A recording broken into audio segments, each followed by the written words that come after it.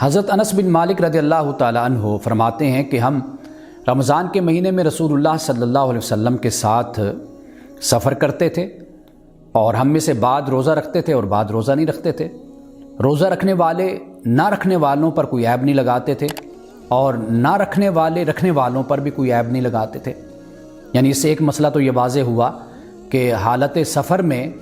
یہ اختیار حاصل ہے مسافر کو کہ وہ اپنی صحت، اپنے حالات اور سفر کی آسانی یا مشقت کو دیکھ کر فیصلہ کرے کہ آیا کہ اس نے روزہ رکھنا یا نہیں رکھنا۔ ایک بات تو یہ واضح ہو جاتی ہے۔ دوسری بات یہ واضح ہوتی ہے کہ اگر اس معاملے میں اللہ سبحانہ و تعالیٰ نے انسان کو اختیار دیا ہو تو اس میں اس کو نہ کرنے والوں پر کبھی بھی کرنے والوں کو کوئی عیب اور کوئی تہمت اور کوئی تنقید اور طنز نہیں کرنا چاہیے، بلکہ دونوں اپنی جگہ پر درست عمل کر رہے ہوتے ہیں۔ یعنی ایک وہ شخص کہ جو حالت سفر میں روزہ رکھتا ہے، ٹھیک ہے، وہ روزہ رکھ رہا ہے، وہ اپنی صحت اور سفر کو اور اپنے حالات کے مطابق فیصلہ کرتا ہے۔ اسی طرح ایک شخص جو سفر میں ہے وہ روزہ نہیں رکھتا،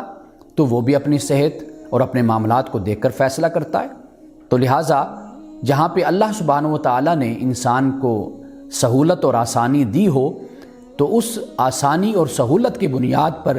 کبھی بھی کسی کو ایک دوسرے پر طنز، تان اور عیب نہیں لگانا چاہیے۔